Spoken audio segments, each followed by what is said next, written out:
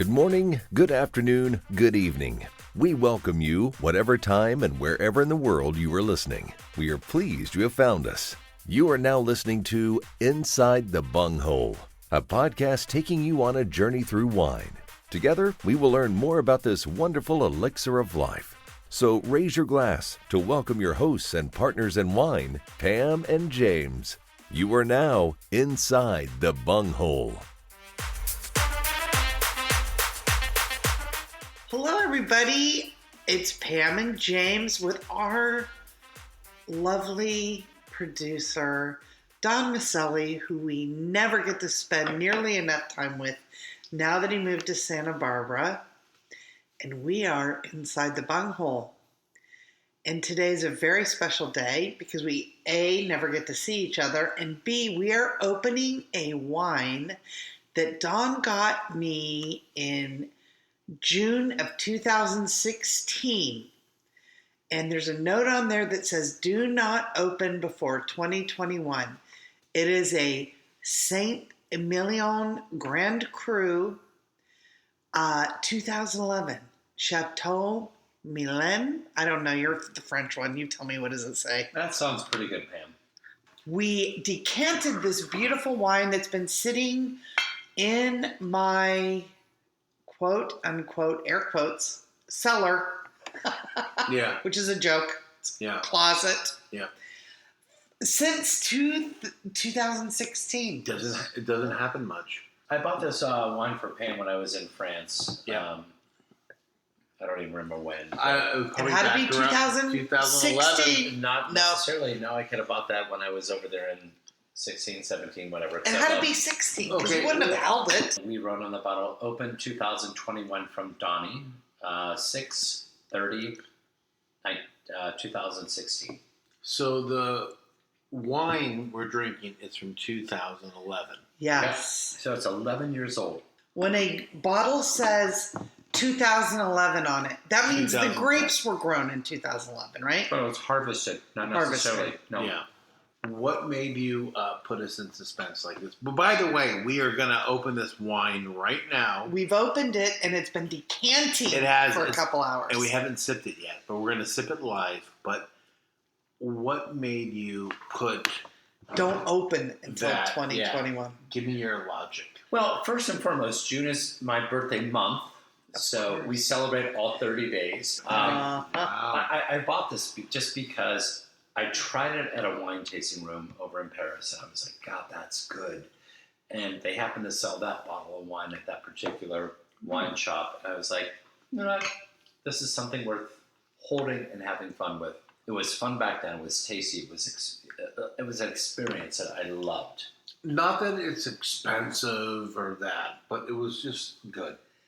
I like the experience that it created at that time in France. Right. That would be 5 years ago. We're speaking pre-COVID. Yeah. We're speaking where there was no, gosh, I got to stay indoors. And the fact that we're able not to drink this during COVID in itself is a reality, right? That is crazy. Yeah. Because we did do some damage. The winemakers said, hold on to it. Just hold on to it. Let it, for 5 years. Just don't, this is not a wine you want to just, it's not a porch pounder. It's not open it up and drink it and have fun with it. And I think that French wines are a lot more meticulous in terms of holding their grade than we do here. We're going to pour ourselves hopefully this doesn't taste like crap. It's a time capsule. Who knows? You got this in France? Yeah. Are you sure? Shoved it in your luggage and brought it over here? How'd it get here? Check your luggage, put it in the back, and you know what? Is there anything on the back of that bottle? No, there's no sediment or nothing. Nothing. All right. Because we did decant it, and I was thinking maybe it would look a little skunky.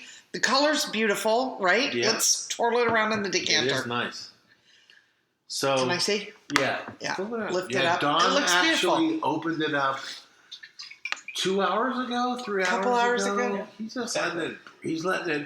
He figured the cork has been in there. Oh, the cork. First of all, the cork was very, very dark. It was because I stored it correctly on its sexy. side. It was sexy. It was like, and it smelled good.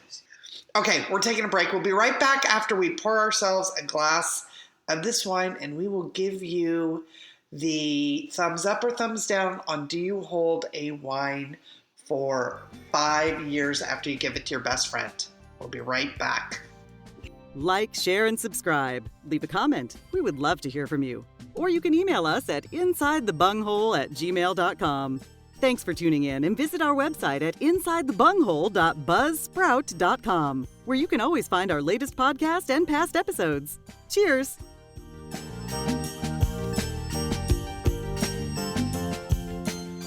Okay, here we are back at Inside the Bunghole, and Donnie is pouring me out of a ridiculously huge decanter. The size of Don's head. The size of my ass, I'll tell you. Wow. Shoving my glass over now. And we'll take a picture of the decanter so you can see that it truly is as big as my ass. I guess we'll have to put a picture of my ass up there too. Wow. Yeah. We'll forgo that. Yes. So why do you think... Hold. I imagine, is it important that we pour this into a decanter? Because when you pull the cork out, it was really super red. It was moist. red. It was moist. Yeah. It was, and we're talking 2011, people. But it was stored properly. It was. How It important smells is that? really How good. important is that, Don? Oh, James, I'm not an expert on that, but you know they say that red wines you need to make sure they're temperature controlled and put them on their side. White wines can hold depending on the temperature. But I know that you stored this in your little quote wine cellar. Wine cellar that only gets to about 130 degrees in the Yes. summer. Don, tell them about when you're driving through wine country and you get wines cork up. Tell them that. And what experience you learned to people. Tell them. Listen up, people. This is very important. Well, I heard that just recently that Yeah. when you're doing white wine, you should hold it cork up Cork up. all the time, regardless of your temperature, location. Trunk of your If car. it is going in the trunk of your car or the back Hotel seat. room. Where was Or I when you guys If you're on learned a this? roadie, it's Everywhere. irrelevant, Yep. right? So, Where was Or, I when you guys learned this? Did you learn this over this trip? Yeah, just Yeah. recently. Yeah, up in Bedford. And he said, where was I? Was I in the bathroom? You probably were for Maybe. the 8th time, or was it her 9th visit, James? I can't remember which time it was. I did have to Cork up. Cork up all He the said time. cork up on a white. On the whites. Yeah. He said just, Interesting. That's good Yeah. information, listeners. and as you do your wine tasting and traveling, just understand the temperature of your trunk. It gets really hot. You don't want to damage or Well, boil your wine. And that will bring me to another weird fact that James and I have become members, and Don, when he lived in the desert, have become members at many wine clubs. And in the summer, our wines did not fare so well because they were traveling in the back of a FedEx truck. That, go You pick needed your someone- wines up. You needed Go someone pick 'em up. You need someone 21 years old. To sign for to it. sign for the So wine. therefore, if they weren't, they stayed on the truck, and they stayed in the desert heat at 120 degrees, and you got your wine maybe 2 weeks later. Well, maybe a couple and the days, cork but even was so. bubbled out of the foil. It's a nightmare. Yes. Nightmare. So go pick up your wines, people. Don't wait for them to be delivered. Only really if you live in a hot climate. Corks It's up. Corks up. Is for all the that. whites. Yeah. But just like be conscientious of where you live when you're getting wine deliveries. Well, and God, it's been fun. people that do live in hot climates, you can get your wines delivered to wine cellars, and they'll make sure that the wine is at the right temperature, which is important because we've had some skunky ass wines, and it's not the winemaker's fault. Well, moving on. Okay, we have this wine in our glass. I'm sniffing it. Don, Yes. go get another glass because Okay. Don is behind the 8 ball, and he has not caught up with us. Well, I'm sorry. You bought me this beautiful bottle of Tumi. I know. Oh, yeah. Go on, The go 2019 Pinot Noir, Yeah, we're estate grown. Yeah. And we have the lamb. Slam it! We have the lamb and everything. And it's just so delicate and beautiful. You're right. Why am I rushing? Berries, fruit forward. Just a very nice, soft, subtle, beautiful bottle. And that's a deliciousness. very well-known, respected wine. Here's the thing. We're doing a show. Yeah. We're not even rushing Don. He's on another... We can't even make an edit on But that. I'm also thinking, like, what did the two of you think of this Chateau Melon? I haven't had it yet. Well, I think I'm sniffing. All right. What do you think? I'm telling you right now. Hold on. And he's smelling it. And he's... Okay. Just smell that. That's a microphone. It isn't a nosophone. First, the nose on this is weak pepper, distant pepper, almost a white pepper. And I'm getting almost a jammy fig. Like, I love fig Newtons. I have a fig tree, but it's just like a dirty fig. Okay, now. I tasted mine already. I'll tell you what I think. Go for it, baby. I'm tasting tobacco. Maybe I just want a cigarette, but that's what I'm tasting. I do smell leather. Yeah, leather. Actually, I have to experience the wine because I'm still in my truth. Yeah, I would say right now what I just experienced. Yeah. Kind of a cola on the nose. Really? Yep, a little weak, very weak pepper. Like it's Okay. What did you get on the palate? okay. I got on the palate a. It wasn't strong. It's not jammy. It's not in your face. It's subtle. Not intense. It was broken up a bit. Very, very. It's subtle. It's and maybe it's because it wasn't stored at a perfect whatever, but it just isn't jammy. It could have been stored good. I'm not faulting that. I'm just saying that this is me. Here, Donnie, since you won't frickin' pour yourself a glass here. Oh, I will in a second. Yeah. So, like, what would you pair this with food-wise? A hamburger, a pasta bolognese, like turkey? I'm saying pasta, I think. What do you think? Some stinky cheese, more of like an Italian broken cheese. Maybe pasta. a good charcuterie with some salami and. I'm sorry, Pam. He's asking me. Oh, we're gonna go there. Yeah. I'm sorry. You're next.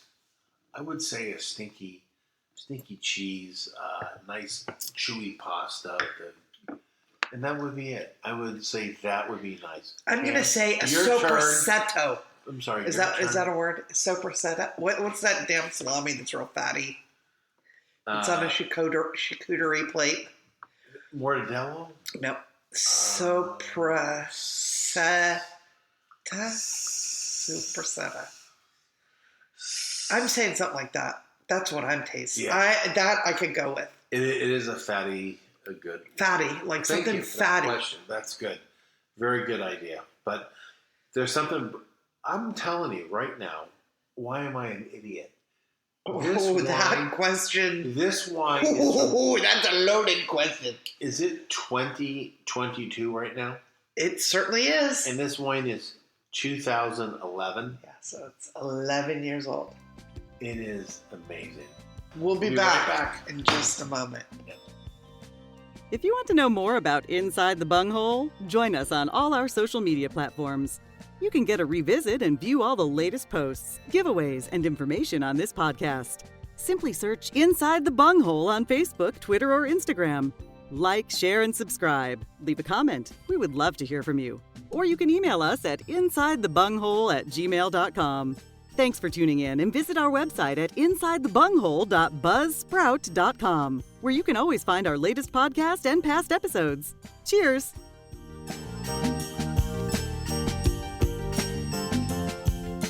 Okay, and we're back with Don Maselli, our producer, our love. Hello. Don, where have you been? Me and James, we're drinking our wine. Yep. We're trying to figure out why the hell Don would make us wait 5 years to open this wine. Don? Well, patience is a virtue, And when I was in France and I bought this, the winemaker said, hold this for a few years. I'm like, really, why? And I love the good old proverbial, hey, what happens if you get run over by a bus, right? And I think the wines these days, and we alluded to this a little bit earlier, we want to drink now, not tomorrow. It's not necessarily the case in France. They hold the bottle of wine, it's going to get better with age. And I bought this because I thought it was a delicious wine when I tasted it. And I thought it would be a really nice gift. And lo and behold, we're having it now, and it is, I would say, yummy. It's yummy. It is. And the thing is that you sit there, and I remember writing on it, and I remember writing 2021 thinking, oh my God, that's 5 years away. I'll put it in my little cellar thing. We are literally, but we didn't know that between then and now, there'd be a freaking pandemic where the world would be shut down. I became a grandma. Let's see, what else happened? So much crap. Dawn came out of the closet. Well, he's out of the closet. Dawn moved away from us. It's like you look back on it and you go, what happened in those 5 years? Life happened. I mean, we're drinking history. I mean, we are drinking history. Total history. Yeah. It's exciting. Drinking history. No, it's exciting. No, you're right, Pam. Look at that. I see.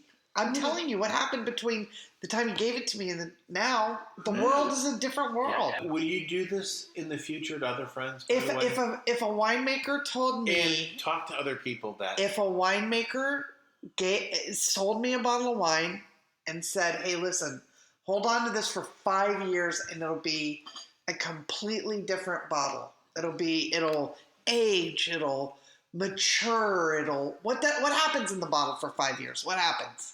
Well, do you know? I think the composition of what the winemaker is putting in it is really left up to him or her. Yeah. And we were up at Bedford, that I just said, and Stefan said, the Chardonnay, just bought a 2020. Yeah. That's going to be released in a couple of months. And he said, don't drink it quickly. Let it sit. And I'm like, it's a white wine. And that concept of being able to open up your mind and go, you don't put a white wine on a shelf for years. And it's like, yeah, you can. But do you keep it a white wine? Let's say you're going to age a white wine for some weird reason because the winemaker tells you to. Do you age it chilled or does it matter? Keep it in the fridge for 5 years? Or? Well, I've got white wines that I've had for many years, and my wine collection. So just how you properly store it, and temperature is the most amazing thing. I think the white wine, when you were talking to him, Stefan, opened your mind up. We're going to interview Stefan, by the way. That's an upcoming episode. But this guy is an almanac of information. Of anything Bedford like wines. Yo-yos or Bedford wines. Yeah. So in Los Alamos, California. Have you in your collection of wine, have you experienced anything that got bitter or weird that you know? No, because we buy, we drink, and I think that is one of the things that Stefan says. You can actually hold a white wine. Yeah. I mean, I've had white wines that get, you can tell. It's like, oh, this has been in the bottle too long. They get cloudy. They get real yellow. Fuzzy. Yeah. Well, it's in your foundation. Like when the winemaker, especially when you're able to have the pleasure of meeting them, him or her, and they're like, oh no, hold this for 2 or 3 years. I'm like, I'm going to take their lead on that. Mm-hmm. And the reason why I say that is they know what is going into that bottle. They know what's going into, that glass. Right. And that's their reputation, right? Yeah. And I think the perception in America is you buy, you drink, you consume, you're done. And we don't want to wait. Sediment here, we don't want to wait. We don't want to wait for perfection because we're we live in a society where it's like, do it now, what have you. And again, I don't want to bring in the proverbial bus, but it's like, what happens if I die or what have you? And it's like, don't be selfish about wine. Like wine to me is an opportunity to create a memory, an environment where you could talk about stuff that you really don't know about, but you go on Google or you go on whatever, and you say, oh my God, what is this? What is the grape we had today? Zabibo? Sabibo. Right. Zabibo from Sicily, which is part of the Muscat family, which dates back to, Alexandria from Egypt, and it was a sweet wine, and then it migrated south in the Horn. It's like, you learn, you develop, and we're not wine professionals by any means. Yeah. But we go back to, do I drink now or do I wait? Right. And I think the perception right now is drink now. Yeah. And I think right now we're talking about this old 10-plus bottle of wine, and you have it in front of you, Don. No, he doesn't. I haven't. No, he has it. He just put it in there. He put it in there right now. Here. And here's the thing. I want Don to sip and savor. When we come back from a commercial break, I want to know what Don thinks of this wine that he wrote the note on and said, don't drink. He didn't write the note. I did. You wrote the note? Because he told you don't drink it? Don't drink it. So, Okay. so we'll be back, and then we're going to wrap this up because we don't want to bore you anymore. Yeah. We just want you to know that you can hold, and there's some beautiful perks to holding. Memories, history, future. Well, that's called collection. I know, but you can also Some collect people and do hold not too long. collect wine like Don Maselli. Don has a library of wine, unlike A us. library.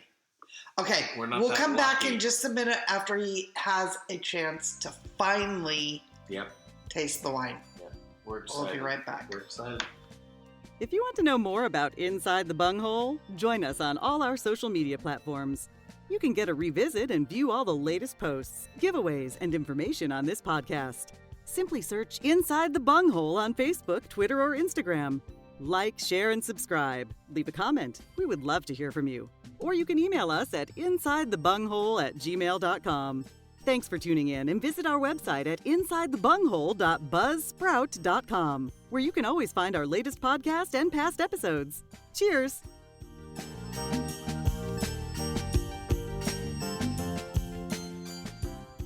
Oh, we're back, and Don's going to finally taste this damn wine. What do you think, Mr. Maselli? Right now I'm noticing Don just staring at the glass, looking at it. He's a professional. He is. Well, thank you, James. I'm not a professional, but thank you for the compliment. Why are you just staring at it? I kind of look at the wine and I'm like, it's kind of murky, and it's a... I don't see Like, that. I look at prunes, and I think this is like prune or Coca-Cola flavored, which I'm not really a big component of when it comes down to wine. Yeah, I have to say when you have a glass of wine, I have it. I swirl and I sniff, but why you go beyond that? You do a visual check, and then you go on to the next move. So why so expensive to? Why so visual first?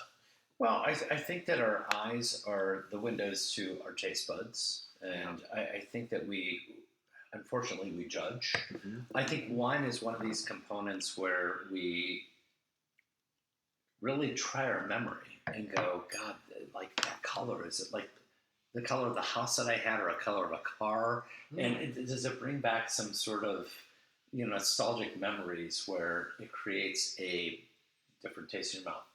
Honestly, when you get a glass of wine, you look at it and you really back up that far? Not all the time, but this one it's kind of murky. It's kind of muddy. Yeah. I guess, like Do you swamp think like. so? Yeah. I don't think so. I think he's full of shit. Well, I'm looking at it, and it's I'm like, looking at the it's not decanter. murky. I'm looking at the decanter, and I'm like, wow, it's like really like ruby red, but there's this. It's you It's can't thin. see It's thin. through it. Right. Yes, you know. I'm listening to you. Go ahead. I don't So- see it. So you see a little bit of a darker than it should be. Yeah, like a Yeah. beetroot. You're like Right. looking at going, God, I Right. can't what is this grape in this wine? It's been in the can for 11 years. 11 You know what I years, mean? yeah. And what is the grape? Do we know? Grand Vin de Bordeaux. So it would be a Cabernet Sauvignon, Cabernet Franc, and Merlot. Oh, wow. Yes. S3 blend. It's a blend. It's a red blend. So you're looking at the glass. You see the texture, which is brilliant. And is that something that everyone should always, when they address a glass of wine, you should always do a visual look at it? Well, depends on, how old the bottle is and how mature you are within your wine tasting, experience. It's not necessarily, there's not a routine that I think anybody should follow. Right. I got a bottle of wine, I have to do A, B, C, D. It's like, no, just at the end of the day, smell, taste, enjoy. Yeah. And have fun. Yeah. When you taste it, what do I want to pair this with? Yeah. Or that's what I'm saying. If it's your first date, it's I hope to God there's going to be a second date, or maybe there's not going to be. It's you're all about, when you look, and we're going to get back to the wine, but you're all about, I could eat tacos with this, or wouldn't, cotton candy. You really throw some weird shit at me. You're all about sharing. You are all about this. When you open a bottle of wine up, you're about friends, food. You celebrate. You are the epitome of wine, because you literally, when you open a bottle, you're sharing, and God dang, I love you for that. So, what does this wine taste like? This is just from Vivino, just for funsies, because we don't know a whole lot about this wine. Bold.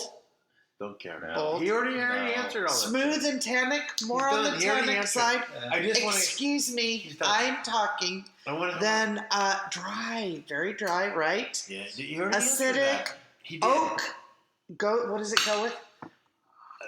We're done. 100 people mentioned oaky notes. Did you get oaky? No, not at all. How about plum, blackberry? Yes. You got that?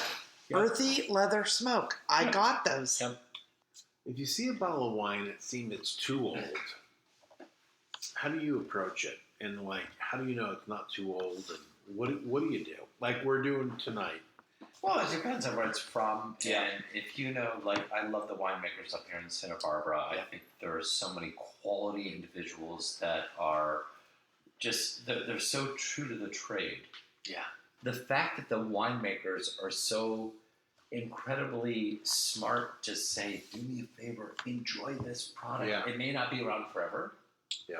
But I want you to enjoy it while you can. But if you're able to go ahead and hold this wine for 2, 3, 4, 8 years, 12 years, what have you, I'm going to listen to them. It may mature. It's going to mature. And I think that, again, going back to, the conversation we had earlier, there are certain wines that you are actually able to keep and have fun with because it's like a kid.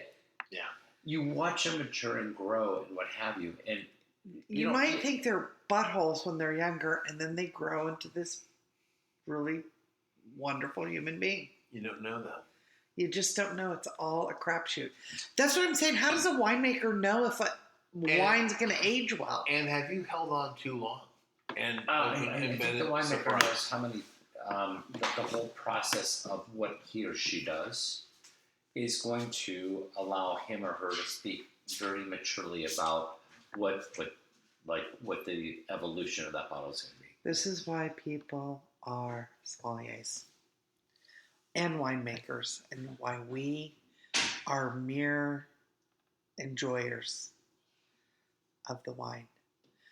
Well, I have to tell you, it was such a joy for us to get together with our love friend, bestie, Don Maselli, and enjoy a fun few days and a lot of wine and some good food. And I encourage you to subscribe, download Inside the Bunghole, and please join us again on our next foray inside the bunghole. Don, it's always a pleasure. Thank you. Thank you, Pam. Thank you, James. James, thank you. And we'll talk to you soon.